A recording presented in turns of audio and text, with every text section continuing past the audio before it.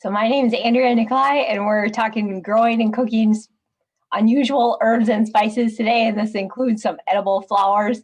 So I think you guys are in for a real treat. So thank you for joining your evening here. So here we are. My name is Andrea Nikolai, and I work with the University of Florida and the Extension in Polk County, and I'm the Family and Consumer Sciences agent and a registered dietitian. And then with me, I have Anne, if she'd like to introduce herself. Sure. Thanks, Andrea. I'm Ann Yasalanis. I am the Residential Horticulture Extension Agent and Master Gardener Volunteer Coordinator with IFAS Extension here in Polk County. So yeah, thanks for joining us. All right. Oh, okay. So maybe there's people who haven't used Zoom yet, but if you don't see the controls, they're usually, if you hover on the top or the bottom of the screen, if you're on the computer, you might see a dot, and that will have the chat box in there. So you can always type anything you would like in there just for questions and stuff like that. We will watch that then, and we can figure out how we can best help you. And then after this, we just have a short evaluation I'm going to try to send out following the webinar, and we would love your feedback. So just how we can make this presentation better. We have redone this one, and so any feedback you guys have would be great. So Anne, she's going to start it off, and then I'm going to take the cooking part, okay? Great, thanks. I just requested remote, so I should be able to do my part. Apparently you talked about muting because of dogs, and there's about every dog in the neighborhood is behind me since I'm sitting outside for this, so I apologize if it gets loud. I don't know where they all came from. Okay, so today we're going to talk about some general information about growing and growing herbs. Some of it will apply to vegetables as well. And then Andrea will talk about the health benefits of the specific herbs and spices that I'm going to mention today, and then she'll give you some information on cooking as well. After my section on growing, I can pause for a minute and take any questions on growing, but I'll also take some at the end as well. So you can type them in. If you have questions on the growing section, you can type them in the chat anytime, and I'll take them when we have a pause. But just add them anytime you want to if you're afraid you're going to forget to the end, and we'll ask again at the end too. We just want to make sure every question gets answered. Okay. Sometimes there's a little bit of a lag, so I apologize. I'm going to start clicking through it, and it's just going to keep going, right? There we go. All right. Okay, so before we get into some of the specific unusual herbs and spices that I'm going to talk about, I'm going to give some just general background on preparing to grow herbs. So when you're preparing to grow, there's some things you need to think about in your yard as far as growing conditions, and if the growing conditions in your yard are suited to what that plant might need to grow. So there are a lot of ways that you can grow herbs, and I'll show you some examples of that here in a minute. Containers, raised beds, you can grow them in the ground. You can use a soilless method called hydroponic gardening, put them right in with the landscape. A lot of the ones we'll talk about today, are really showy and can be grown right in the landscape with ornamental plants. So we want to make sure that you're providing the plants with what they need to grow so that you can successfully grow them and be happy with the production of your herb crop. Generally speaking, herbs are going to need a well-drained soil, and you can either mix your own or purchase soil like a potting mix or compost. And there is a really nice handout from IFAS on making your own potting mix, and I'll share that in the chat in a little bit here so that you can have that general recipe for making your own potting mix. Some of the herbs and spices today will grow in full sun and others in shade. And so there's not a lot of shade vegetables and herbs, but some of the more unusual spices that we'll talk about could handle shade. So just it's really important to be mindful of the light requirements for whatever that plant is so that you can select the right plant, the right place for it to grow in your yard. When selecting a location and prepping for your garden, make sure that it's easy for you to maintain and to harvest. Anything you can do to make it easier for you will make gardening a lot more appealing and make it a lot easier for you to actually, go outside and, pick the herbs to take inside to then cook with. If it's tricky to do, you may end up not using anything. So if you have gardening tools that you routinely use, keep those nearby the garden. If you have a compost bin, keep that close by as well so you can add materials from the garden really easily and then add the compost from your compost bin into your garden.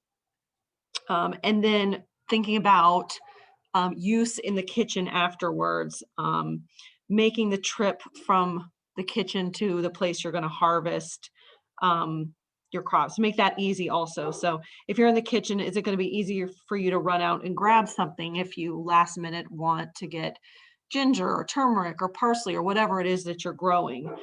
Maybe it is that you just had to add a couple of stepping stones to make it easy to run out barefoot, or move a container close to a door so you don't have to go, way out into the yard. Think about those things to make it easy for you to use what you're growing.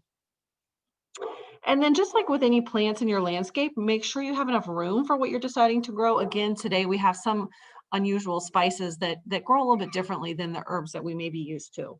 And so if you follow these general guidelines to plan and prepare, you should be getting off on the right foot to a successful herb garden.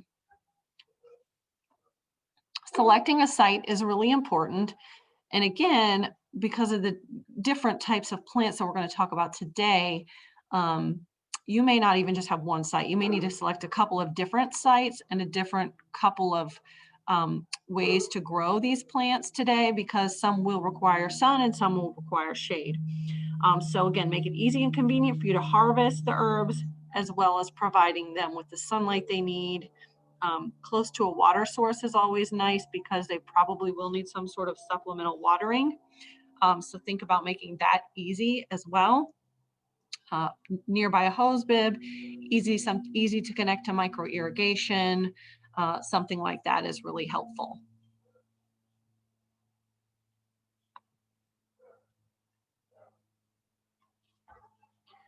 So herbs can be grown in a variety of locations, from in the ground to containers, like I mentioned, and even as part of the landscape.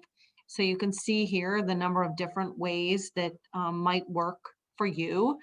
And also, just think that there might be more than one way that will work. So maybe like the top left photo, you have a raised bed and you can put some herbs in there along with vegetables.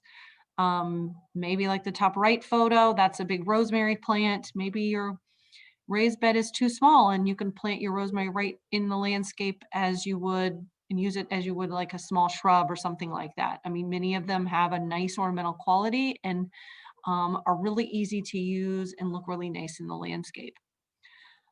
Additionally, maybe you don't have a lot of space in the yard or any at all. And so maybe the bottom left photo might be more appropriate, where you have a variety of containers that will work for you. So there's a lot of containers in this photo, obviously, but one or two work really well for growing some of these things in an apartment, on a balcony. If you have a lot of shade in your yard and have just a couple of sunny places, you can use a container and move it around a little bit. Also, particularly this time of year when we've got issues with cold temperatures, if you have some sensitive plants that you want to make easy maybe to move inside or kind of group together if you need to cover them, containers work well for that as well. And then the bottom right photo shows it's actually a homemade hydroponic garden, and there are different things that you can construct on your own to grow vegetables and herbs hydroponically. So this is a raised bed, but you can make systems in buckets and like Rubbermaid containers, and you can purchase systems as well. So there's lots of options as far as how you want to grow these types of plants that we'll talk about today. Whoops. Did I do that? Sorry about that. Okay.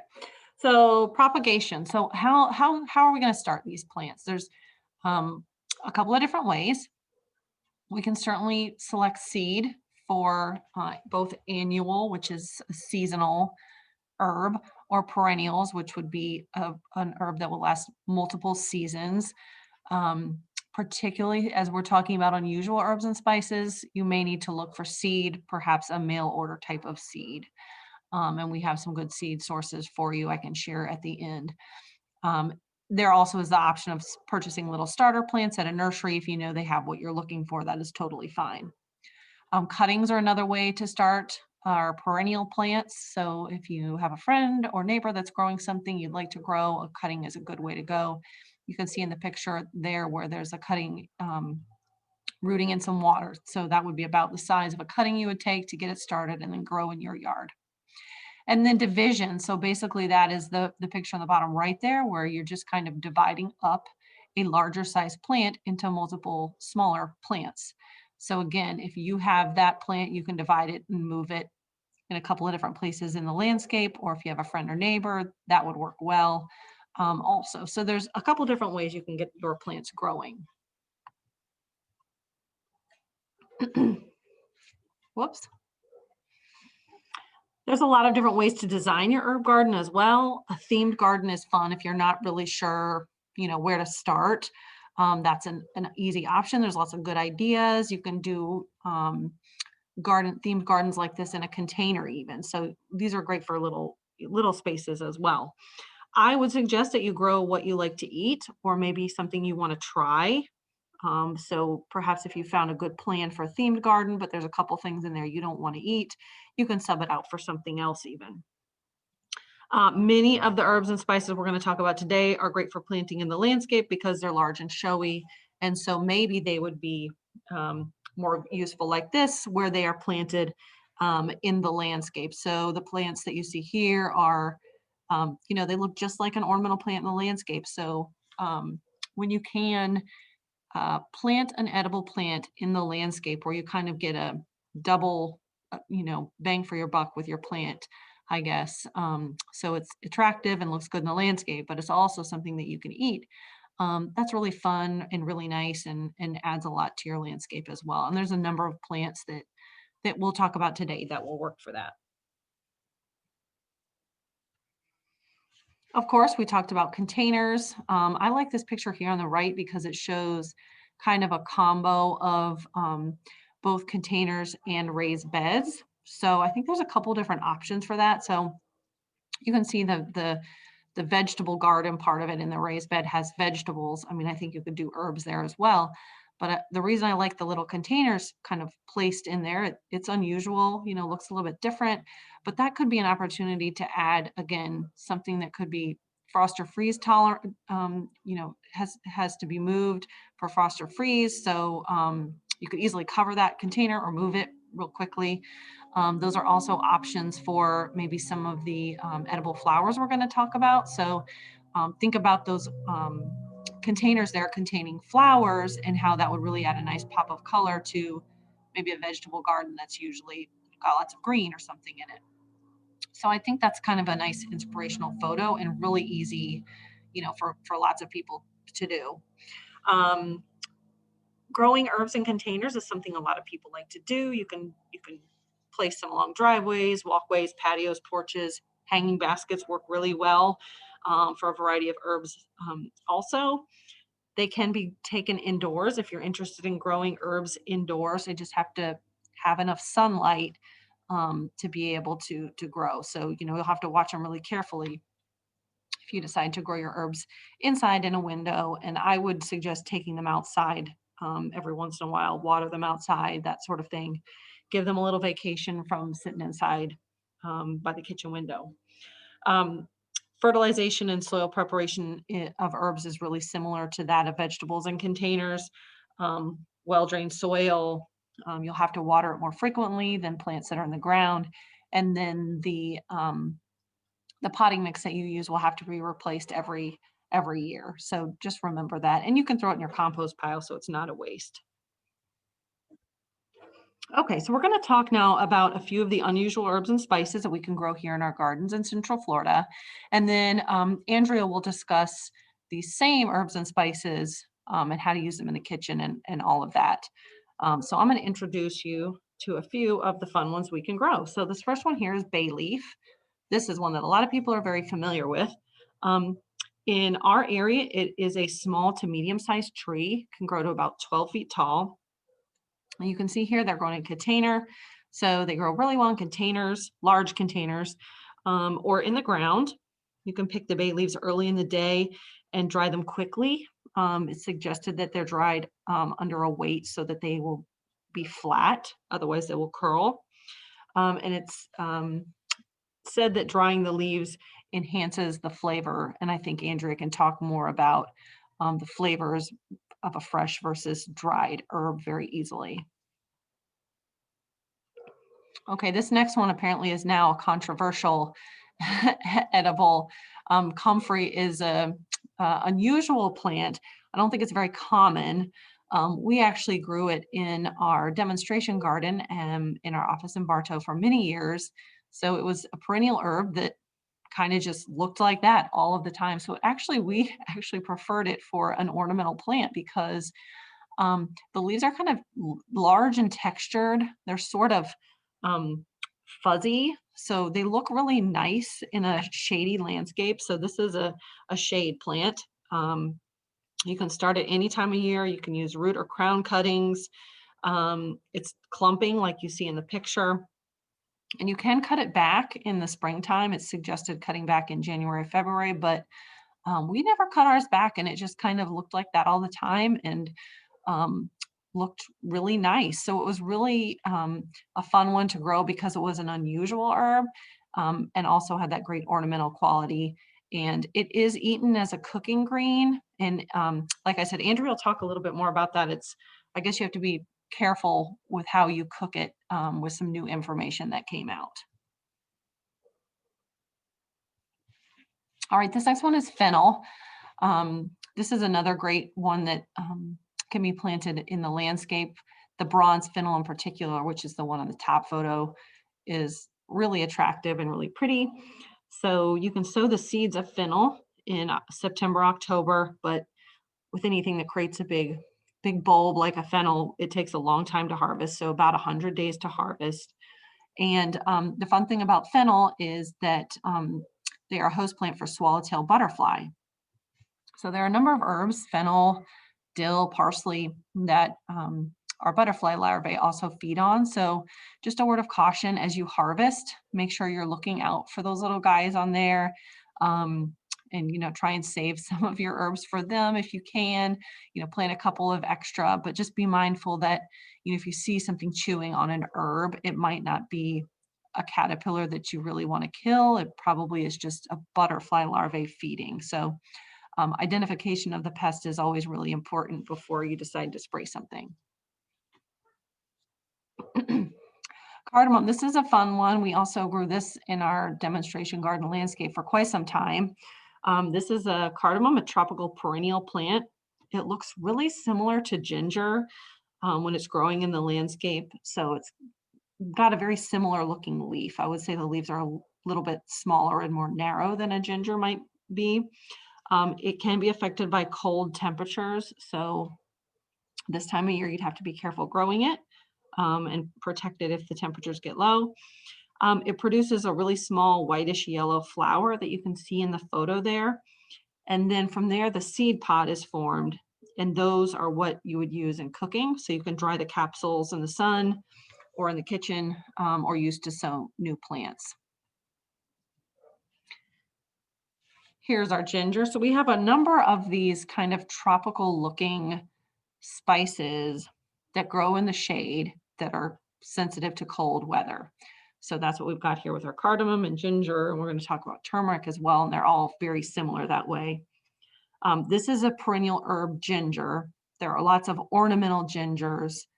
I would say the easiest way to tell the difference between the ornamental ginger and this edible ginger is that this edible ginger has much more narrow leaves I would say they're just a couple inches wide. It does get tall though, and produces those edible rhizomes you see there. And they'll take a little bit of time to produce, and you can harvest those about a year after planting. So again, this one and then this turmeric also aid, protect from the cold. So just remember that with these. And they'll die back to the ground. They'll probably come back. You can fully cover anything you're worried about from cold temperatures. Just remember, as you're covering plants from cold, they need to be covered fully to the ground to do any sort of good with the covering. So maybe this is something you put in a container and then, bring in the garage, or it's in a container and it's, got a tomato cage around it. So it's real easy to throw a sheet over and it fully covers everything. Okay, so this is turmeric. This is another tropical spice like the cardamom and ginger, and it's cold sensitive. And it has a much wider leaf, more, banana leaf looking, or like a bird of paradise type of leaf. And you can use both the leaves and the rhizomes in cooking. And there's a number of varieties of it available also.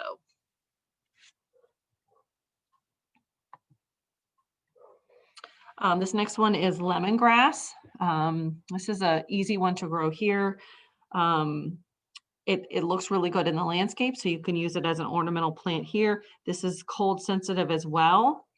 But I would say the main thing to remember about lemongrass when you're growing it, and you'll probably know what I'm going to say if you've ever grown it before, is it gets really big. So sometimes it's nice that it's cold sensitive because it'll kick it back a little bit, and then you can cut it back in the spring and it'll grow back big again. So when you're purchasing this in a little 4-gallon starter plant, just remember that this plant in the garden is going to be 6 feet tall and wide. So make sure you give it enough space to grow, because it does look nice. It makes a nice ornamental grass, but you don't want it squeezed in with anything else. It can grow in a container, but it needs to be a really large container if you decide to grow in a container.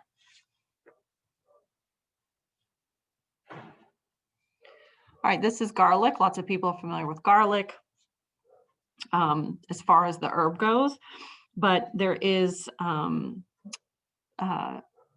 ornamental garlic called society garlic that is also edible. So we're sort of moving now into our edible flowers, although this one is kind of our transition herb, I guess, because all of the parts are edible. So you can eat all parts of the herb, as well as the herb has white flowers, and you can eat all those parts. The society garlic is also all edible and has purple flowers.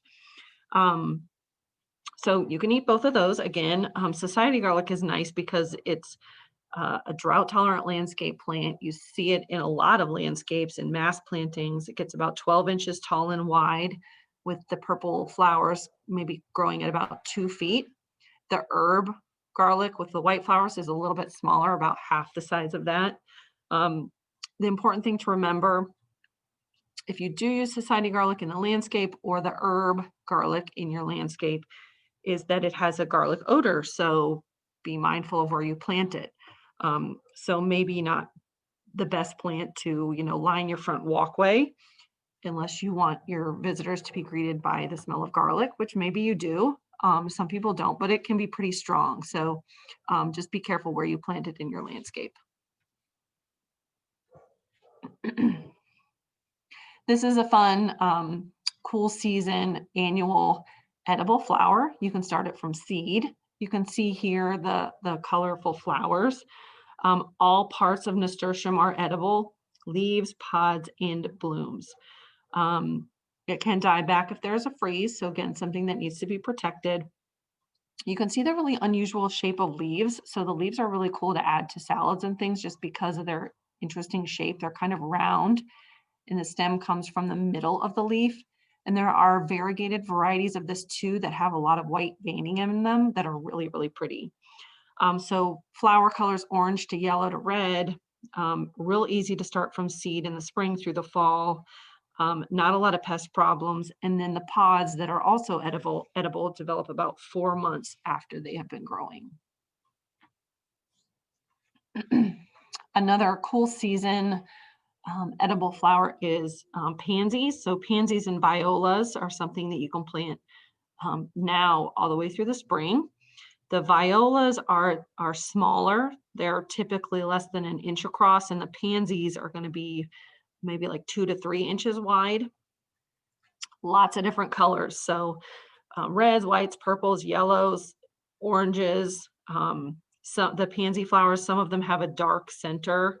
Some also have a sweet fragrance. So you can see how in cooking, they could be really versatile, just a great way to add a lot of color to something. Some people candy them as well. So there's just a lot of things you can do with these. I think the general use for a lot of the edible flowers is to put them in a salad to make a salad colorful and more interesting. But I'm sure Andrew will have some other ideas as well. These are really compact annual plants, so they work really well in containers, window boxes, hanging baskets, borders, anything like that, full sun, and they'll probably need a bit of irrigation as well. All right, this next one is a hibiscus that is edible. It's the Hibiscus sabidurifa, and it's also called a roselle, Jamaican sorrel, or Florida cranberry, which are all three really common names, and you might have heard one of those. You can see in the photo the main edible part, which is that red kind of pod looking thing, which is actually a fleshy sepal. It's called a calyx, and that's part of the plant that surrounds the flower and the developing seed capsule. And so that calyx there is obviously bright red. And so you can see that color will then be transferred to whatever you use it in. So teas, juices, jellies, sauces. I've had it as kind of like a dried fruit type of thing, and it was really interesting and good as well. So you can see the color is really attractive. This is an annual plant. You can start it in the summer months, and then the calyxes are ready for the fall. It needs full sun and can freeze back with the cold temperatures. So you can save your seed from this to start each summer again.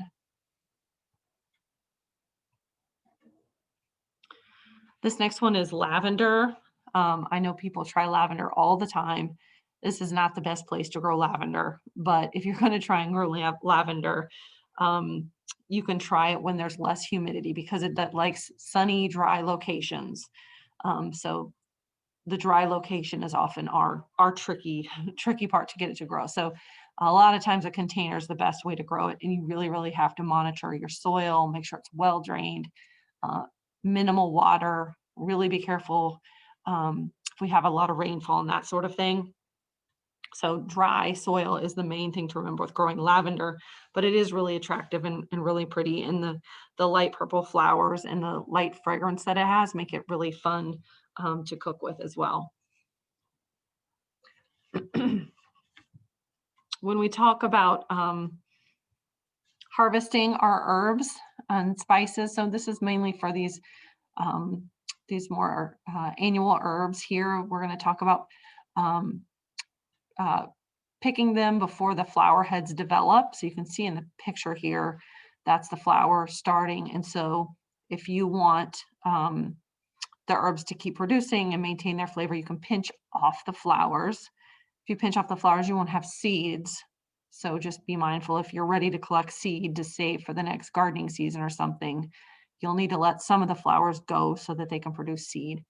But if you're still using the plant, and this is basil in this picture, you can pinch back the flower and continue to use the plant. And so it does want to be used. It'll continue to branch out and produce as you cut it and use it. So, make sure that you're using those herbs.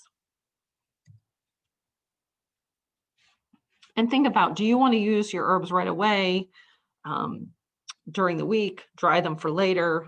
Are you going to dry them and save them? Because this will really make a difference as far as when you harvest them, particularly those edible flowers. They really like to be picked right before use.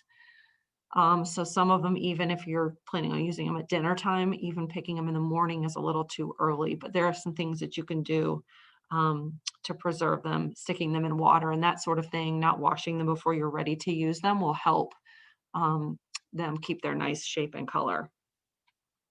So any of our tender leaf herbs, basil, rosemary, tarragon, lemon balm, all the mints should be dried right away and away from the light. Anything like sage, thyme, savory, those more, kind of drier, more woodier type of herbs, those can be partially dried in the sun, but we want to avoid excessive exposure. And drying in the sun can be hard for us anyway, just because of our high humidity. So we just really have to be careful of humidity and maybe look to drying, indoors in a dehydrator or in an oven or something like that. If you're going to be harvesting seeds, harvest the seeds when the plants are mature or when their color changes from green to brown. So think about those seeds, the cardamom and things like that we're talking about. Or if you're also going to be harvesting to use to sow again in the garden the next season, dry the seeds thoroughly before you store them to prevent mold. And we really want to be careful of that here. Again, make sure they're totally dry. And after they've cured this for several days in an airy room, then you can dry them in the sun for a couple of days and store them away once they're very dry. Okay, so that is my portion on growing, and I'm going to give up the remote to Andrea, and she'll talk about cooking. If there's any quick questions, I can grab those. Otherwise, we'll move right into cooking, and I can take growing questions when we get to the end. I don't see any questions, Anne, so All right, we'll head on over. okay. So just with the cooking, just you might think about, you're cooking, there's the common herbs, right, that we use a lot, and then maybe ones that we use a little bit less. And so we're talking about those, obviously, like Anne went through today, but there's some good ones. So these could be ones to use more often. So just remembering that, the herbs, they're the leaves of the plant, okay? So they don't have the, woody stems so much. They grow close to the ground in mild climates. And there's the spices, and those are native to the warm tropical climates, and they're obtained from the roots, the flowers, the fruits, the seeds, and the bark. So like cinnamon comes from the bark, nutmeg is from a seed, ginger's the root, cloves are the bud. So you can kind of get the idea. So they come from something other than the leaf. And then just reminding us of the benefits. So our goal is to really try to eat better so we feel better and live longer, healthier lives, and we don't get sick, right? So these herbs and spices, like they're really good for us. Each of these things has benefits, and I'll talk about it, but even the flowers have benefits. So if you're going out and eating your pansies, there are actual benefits.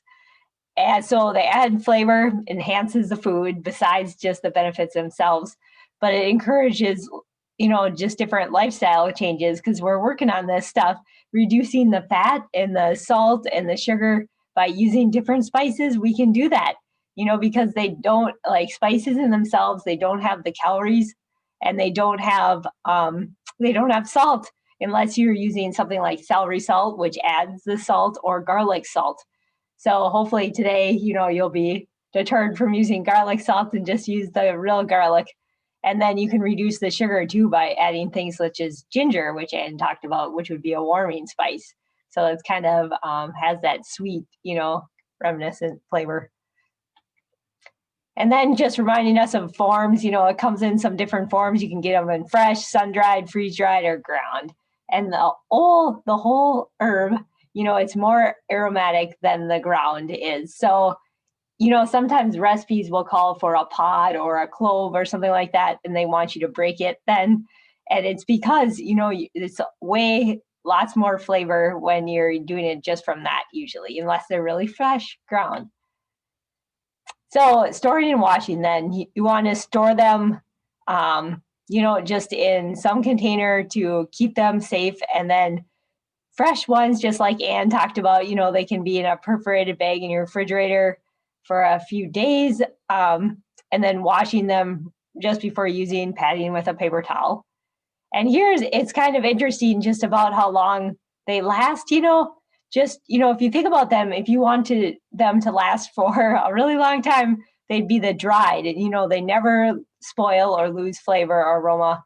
But sometimes when they're really old, then they might. And so that's why you just test the quality by kind of crushing it in your hand, and rubbing it against your fingers.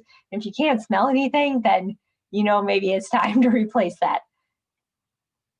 And here's just a general on the storage time. I would say one of the most important things is the dried versus the fresh.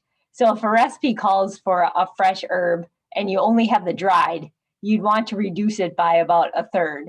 So don't use the same amount of the fresh usually as you would the dried, okay? So it just 3 times more when the fresh. And if you think about it, the dried, it's dried down, so that's why. So getting it into the specifics then. So bay leaf, it's, it's mild, it has a savory flavor. Can you eat it? Yes, you can. You might be chewing for a while. It's ideal for cooking for more than an hour to let the flavors release. And so the more ground up they are, you might have leaves that are broken and stuff, the more surface area that's exposed, and then the more flavor. And some people have reported, just like if you put in too much, it kind of might taste like Vicks Vapor Rub. It has that, I guess, taste if it, in bulk. So just a note on that. And then remove it before serving or eating. I tried once just to eat one, see, and yeah, it's not really pleasant, I guess. And so definitely a good one to remove. So comfrey, Anne mentioned, so you see how there's hairs, like she said, it looks really pretty in the landscape. So it's purported to have a flavor like cucumbers. I haven't tried it, but the safety consumption is really questionable. I was doing a lot of research on this one just to try to make sure I told you the right thing. But only recently, was it recognized with substantial health hazard with liver toxicity in humans and carcinogenic potential in rodents. So in July of 2001, the FDA actually, they were concerned about it, and they said that these plants, they're sources of their potential serious health hazard. So they recommended that the marketing of the product containing those comfrey or other source of these acids, alkaloids, be removed from the market. And so to stop using them. So I would just say, maybe keep that one as an ornamental, and until, unless there's a reversal to that, it just doesn't seem like a wise one really to consume, even when it's not in the capsule form. So just on a brighter note then, fennel, definitely safe, all parts of the plant. It's really cool because it is one of those plants that you can eat all stages of growth, including the last gift, which would be the fennel seeds, which I have pictured there. And so it has kind of a licorice-like flavor and odor, but it's sweeter and lighter. And some people, like, I don't like licorice, but it really adds something to soups and stews. It's not, it really gets more mild as you cook it. And so don't just leave it out just because you're like, I don't like licorice flavor. I had just worked with a lady. There's actually a longevity stew that they make in the blue zones. If you've ever heard of those areas, it's where people live commonly to over 100 years. So they call it longevity stew, but it has fennel, and she hates fennel. So she was going to leave it out. And so we were like, let's just do it as it is. And she loved the, soup like that. So, the fennel, it just adds something subtle with everything else. And, it really becomes more delicate, and the texture softens when it's cooked. So you can eat the vegetable, the stalks, just like eaten raw, kind of like they have kind of like celery, crunchy like that. And then they have a little bit, different flavor, obviously, than celery. So you have to try. And then the seeds and leaves are used as the seasoning. So you can use it raw, lightly cooked. And then just some ideas with the actual bulb, then you can saute it, bake it, add it to soups. And then great for cooking alongside fish or chicken, tossed with pasta. And you can also chop the raw fennel bulb and then pair them with like a goat cheese, make a really good addition to salads. So that's an idea on that one. And fennel, if you see on the one on the right, if you go to an Indian restaurant, sometimes they have something like that. It's kind of like Indian food. They add some kind of candies with that. They're routinely chewed after meals to help with digestion. So kind of and a mouth freshener, so you can't go wrong with these guys, okay? And then cardamom. So cardamom is slightly sweet and also spicy, and they're used to give flavor and aroma to coffees, candies, cookies, other pastries, and the whole pods are ground. So I didn't really understand, where on the plant it gets the cardamom. And like Anne talked about, it's on the bottom then, and then it produces these green cardamom pods, and each of the pods contain about 10 to 12 seeds. And then you can take the pods and actually just eat the whole thing. Some recipes call for that, toasting the pod, and then grinding it like a curry chicken recipe. But you can also just try cardamom itself on roasted pork tenderloin, and then you can get out those seeds, and that's where the cardamom we use in the salt shaker comes from, or the salt shaker. Here I'm talking about salt now. In the, like the ones we get at the store. And just if you have trouble trying to figure out where to use the cardamom, Scandinavians, they use it much like we use cinnamon. So it's also commonly cooked in Indian dishes like curries and rice and meat dishes. And then again with this one, so you remember fennel and cardamom seeds, chewing the seeds sweeten the breath. So another fun benefit of that one. Then we'll talk about ginger. So, excuse me, you might have heard of like ginger, right? If you're going on boat rides or something like that, it can help with nausea, seasickness, upset stomach. And it has this gingerol, and it's a relative of capsaicin. So capsaicin is found in chili peppers, and that's kind of what that is what makes them spicy. So I don't know if you've ever ginger, it kind of has a little bite to it. And so that's, it's a relative, which makes sense. And then its metabolites, when it is digested, they appear to accumulate in the gastrointestinal tract. And that could be why, we have all those good benefits for nausea and stuff like that. So it's not really surprising.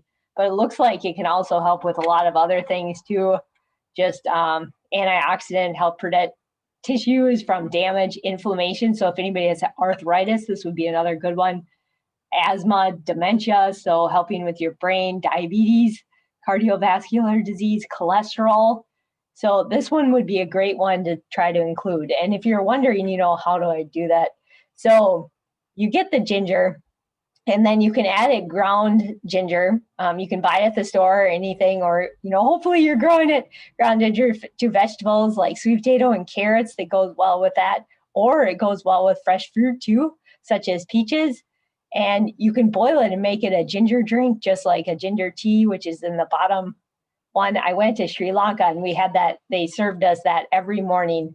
And, it's because it can help with digestion, right? So that would be a good one. And then the right, you might have seen that if you like sushi. And so they pickle it and in sweet vinegar, and that turns it that pink color.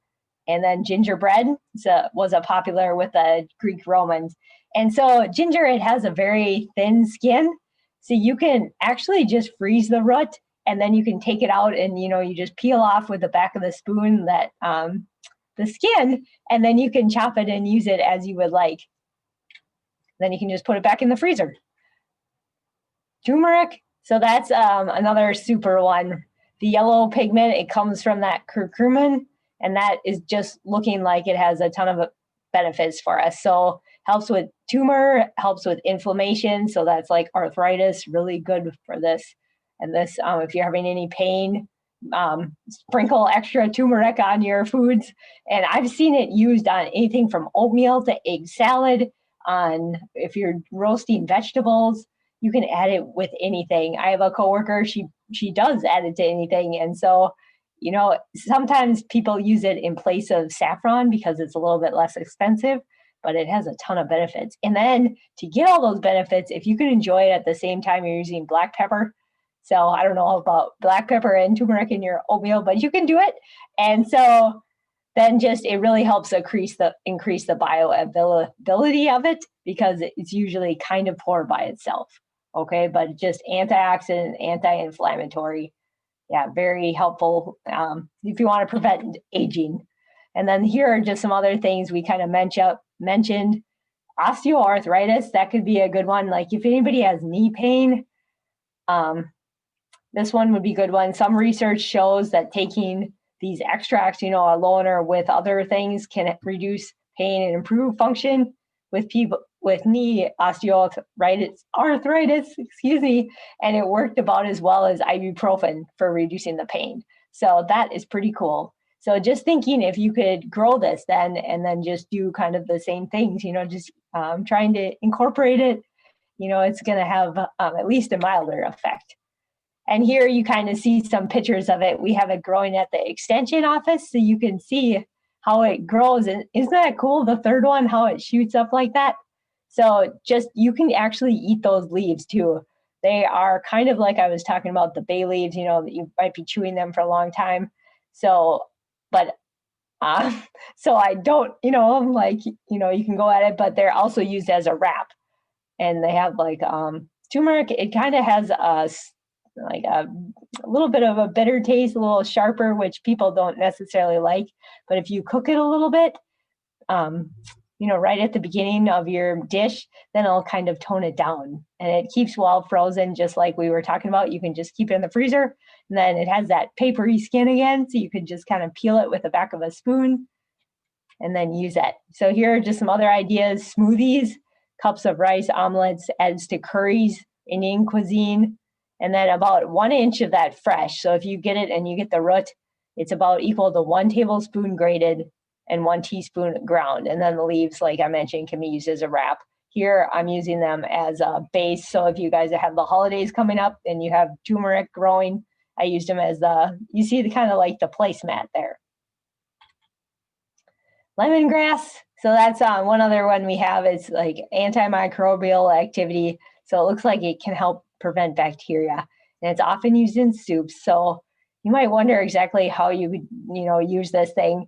And so you take it and you can use the leaves to flavor things, but the real prize part is that white part kind of near the bottom. So you take the stalk and then you peel out the outer layers, and then you end up with that right at the bottom, kind of the bottom part of it. It's that white part, and it's just softer. And that's the part that a lot of times is used especially, and you can chop that up then and use it in soups and stews or marinades.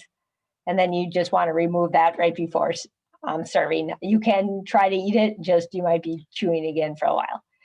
And then garlic. So the one Anne talked about growing comes from that name comes from edible parts not leaving an offensive odor on one's breath after eating it. So it's thought of more of a polite spice for flavoring dishes at social events. So just a fun note that I came across there. But to get the papery peel off garlic, if you're using the bulb, you just, one easy way is to take the side of a chef's knife. So that would be one of the bigger knives. And then just taking the side of it and smashing it with your fist with the garlic underneath it, and it'll break off that paper. And it also helps reduce or give you the benefits. So garlic, it's best once you cut it to let it sit 5 minutes or so that you can get all the benefits from it. They've just found that the volatile things that give us those benefits are developing the more you cut it. So if you smash it and then chop it, that would be a great way to do that. And it looks like, it's another really good one, like immune enhancing, decreases blood pressure, lowers cholesterol. So if you can have some garlic, that would be excellent. And then letting it sit. It also burns faster than onions. So that's why a lot of recipes, they have you add it, after the onions have been cooked for a little bit. So just a note on that. And then we'll talk about edible flowers. So these are fun. So they have those phytochemicals, antioxidants, minerals, help prevent disease. It's looking like there's different studies on the different ones, but some of the highest level of mineral elements were observed in chrysanthemum, dianthus, or the viola, which we were talking about with the pansies. And so just a new promising source of that. And just be careful, you can also, so you can definitely, I would say, using them in salads and in jellies, bottled oils, vinegars, adding the flowers when making ice cubes. That is really cute. You just put like a little bit of water, put the flour in there and then add the rest of the water. And penne, you can do that. I've seen recipes with that, like a sun-dried tomato, olive oil, and then they put in about a cup of chopped edible flowers. But just if you do go the oil route, these are common as gifts, the oil, vinegar. It's a concern, if you're leaving it out just because of botulism with that one, because it doesn't have a lot of acid. So with the oils, then, if you do infuse the oils or put flowers in there, or any herb, actually, just try to use the oils within a couple of days and keep them in the fridge. So talking about that, nasturtiums have that peppery taste, kind of like watercress. If you've had that, it's a peppery thing, or radish. And the small buds, they can be used like capers. So that's kind of cool, multiple uses. And then there's pansies. There's sweet, candied, colorful lavender, great with jellies, tea, mint dishes. So roselle is a pleasantly tart flavor for that one. And the flowers, they're really cool. And there's some other ones listed there that are also edible. So just talking briefly about each one then. So nasturtiums, I actually went to the farmer's market this summer and somebody had those for sale there and they were $3 in that pack. So if you can grow your own, that's about how much they are worth then, or at least in the Lakeland farmer's market. But they have a peppery taste. And, some people, they're great. They add that spicy kind of flavor, the leaves and the flowers for salad. Really pretty pictures. And then there's recipes for nasturtium poppers. And it kind of reminds me of a cheese ball, mini cheese balls, but they use the nasturtium blossoms in there with goat cheese and dried tomatoes. And then you roll them in the balls. And then there's stuffed nasturtium leaves too. And so you can stuff those and, with different meat and rice things and then kind of roll them up small. Pansies. So they have a grassy green flavor, kind of minty, but you can bake them into cookies, great for that salad again. Tea sandwiches, I've seen them just, there's a Better Homes and Gardens. They did a bunch of ideas with using them as garnishes. So they had them on different things like cream cheese, and then they'd have little pieces of cucumber or radish, and you just put on a pansy. And I worked at a bed and breakfast, and every morning when I would cook breakfast, then we would go out and we'd get the pansies that I watered, and then get the pansies and put them on everybody's plates. It's a great idea to using them. So the hibiscus, then you might have heard of other hibiscus, but we're talking about the roselle one. And those calyxes, and that's what I have pictured there, those are really nutrient rich too. And they have a mild cranberry citrus flavor, tangy punch. So inside, you want to use that red part there. And then inside that calyx are the seeds. And so the red part then is a good replacement for cranberries. And you can use it in cranberry sauce. So that would be another good holiday one, or instead of rhubarb for a fruit crisp or pie. And then if anybody has been to Bach Tower, they commonly make a hibiscus roselle tea. And so using those red, it makes a really pretty red tea sauces and jams. And the seeds are actually high in protein. And they can be roasted and brewed like coffee. So there's multiple ways you can use those. The leaves can also be used cooked green or added raw to a salad, but I think in general, just most people tend to love this plant, especially just for those calyxes. Then we're talking about lavender here. And so you can use that in anything from ice cream, baked goods, herbs de Provence that uses the lavender is in that, teas, lemonade, and then some bees actually make lavender honey. Did you guys know? So in this remote region of Spain, they put the beehives, they're tucked in this mountainous region each spring, and then they plant like fields of wild lavender around it, and so that those bees then make this honey. So that is definitely one option. They say it tastes different, and then can be used similarly to fresh rosemary. So if you're wondering how to use lavender, that could be good. Rubbing it on lamb chops or chicken, and then they can become bitter. So just FYI, the flowers can. Another recipe I just had would be the blueberry lavender cranberry crisp. So it has the lavender flowers in the filling. Excuse me. So just thinking, just how am I going to use these things, right? just a lot of the ones that we talked about today, I tend to see in the Asian section. So when you're thinking about that, if you're looking for a recipe, maybe look for something Asian. It might be the one for you, ginger lemongrass chicken. So you might think, I don't like Asian foods, but that, it's just one way you can use the lemongrass in a marinade and things like that. And it just gives it kind of a good flavor. So something as traditional as chicken and taking it a different way. And then here I have a picture of a fennel apple salad. So this takes those fennel bulbs that we were talking about and you thinly slice them crosswise. And then you add like a couple tablespoons of the top part of the fennel. And then you add these things in there and it makes a delicious, refreshing salad. So that's all we have for you today. I guess happy holidays, everybody. And thank you so much for joining. I know it's kind of a tough time of day. You guys could be shopping, but instead you're listening to us. And I really appreciate that. And then we have a short evaluation I'm going to try to send out here. And then just really appreciate your feedback so that we can do this presentation better, or, just based on your comments, try to see, what you got from it and what you didn't. And that's our Eventbrite pages. I have some one class right now coming up and we'll be adding more. And then Ann's is above there with the Polk Gardening. So Polk FCS, which stands for Family and Consumer Sciences. And then it's .eventbrite.com. So that's us. And that's all I have. Does anybody have any questions? Yeah, if anyone has questions, you can type them in the chat or you can unmute and ask questions too.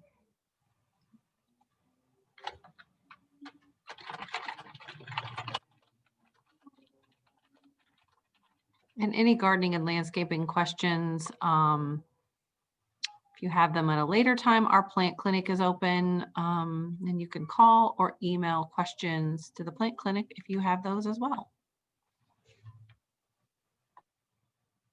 All right. Thank you. All right, so I will